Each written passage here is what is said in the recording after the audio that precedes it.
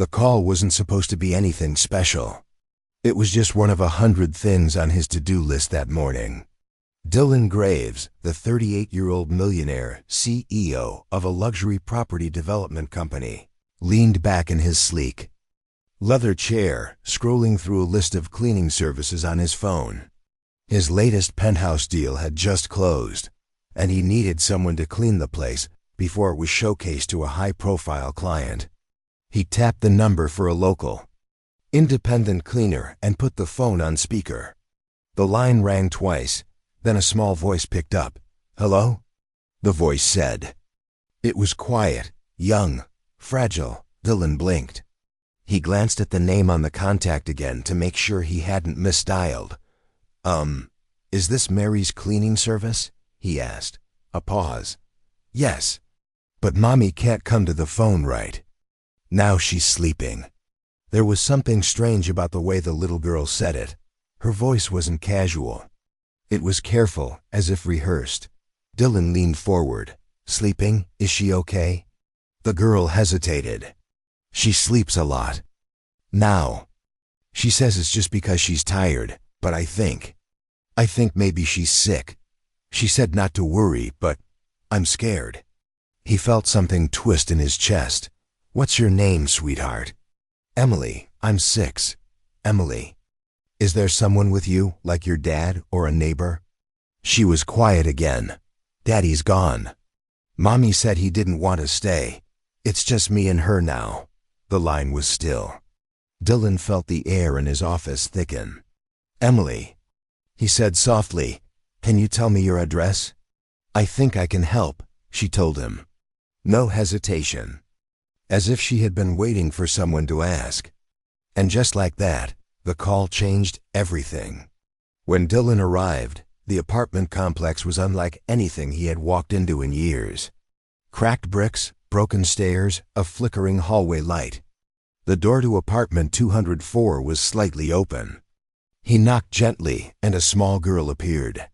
Blonde hair tangled, wearing an oversized t-shirt.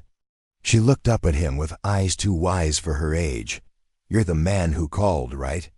she asked. "Yes," Dylan said quietly.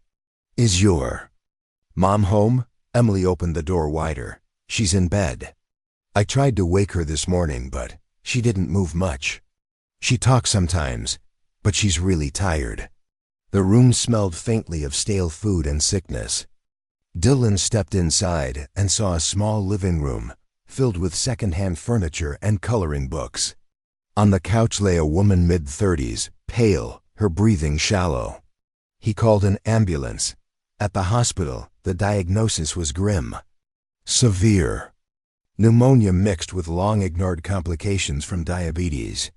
Mary had ignored symptoms for weeks, unwilling to miss cleaning jobs or spend money she didn't have. She'd been supporting herself and Emily by working day and night, cleaning homes of the wealthy while her body slowly gave up. "She would have died within days if you hadn't brought her in," the doctor told Dylan. "She's lucky, so is the girl." Dylan sat in the waiting room, shaken. This wasn't supposed to happen.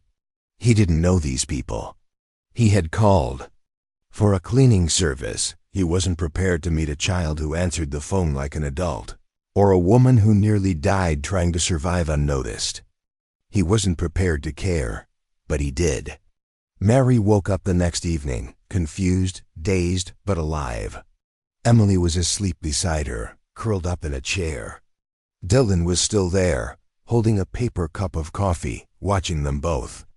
"You saved me," Mary whispered. "I didn't," he said. "Your daughter did." Tears filled Mary's eyes. "I tried so hard to keep going.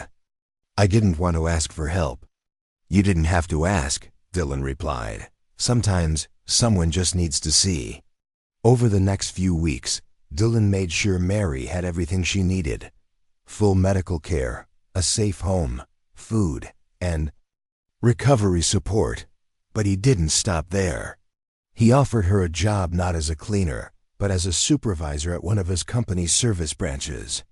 She hesitated at first, humbled, uncertain, but he looked her in the eyes and said, "I don't offer pity. I offer opportunity. You earn this.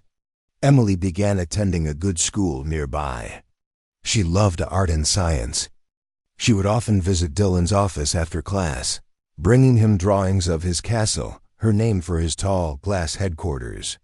And slowly, they became more than just names in each other's lives.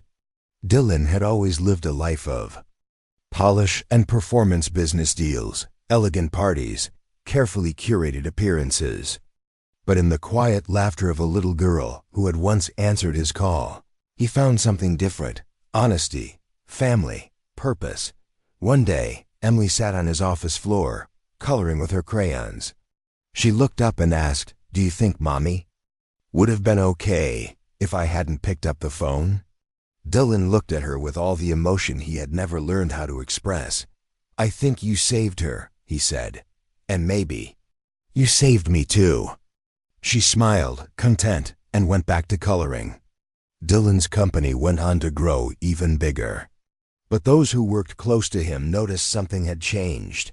He was still sharp, still successful, but there was a softness in him now. He remembered people's names. He visited job sites personally. He donated heavily to programs for single mothers and emergency housing. And every time someone asked why, he'd just say, "A little girl reminded me what really matters." Because sometimes the smallest voice can echo the loudest.